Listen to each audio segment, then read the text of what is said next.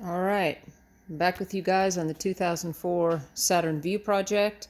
Now, I cannot account for wiring on other views, but on mine, 2004, the horn, I wanted to do a horn upgrade. These are GM 4-note horns. What is it? A, F, C, and D.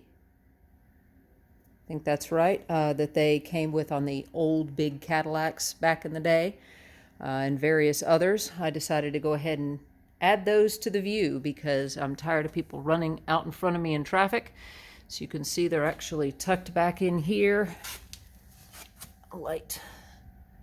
I've got two on one side by the factory horn. And then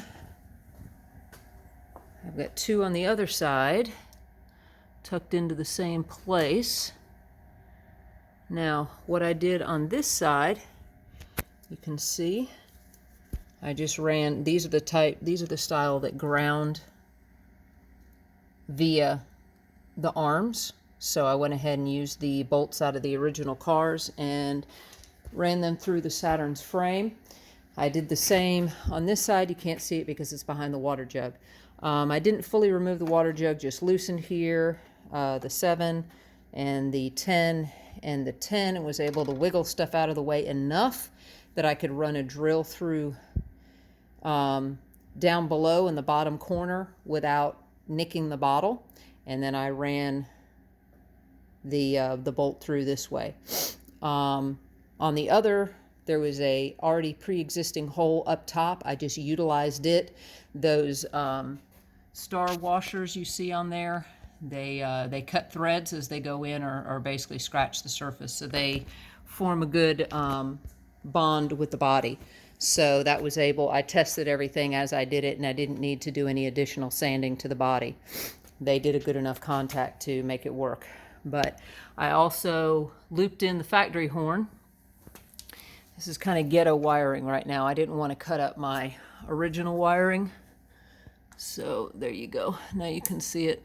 I just looped in little fasteners that I could actually stick down into the factory prong. And then I had another similar style plug-in. I can't get to it because of the way the horns are, but I utilized it to plug into the body that I already had. It was basically a duplicate horn plug-in weather pack, and I just used it. So there you go. The wiring, as you can see, I bundled everything right here where there was extra room. It's not exactly pretty, but nobody's going to see it. It is protected from water. The bumper will be on there. That shouldn't have any issues. How I did it, this is going to be your wiring diagram.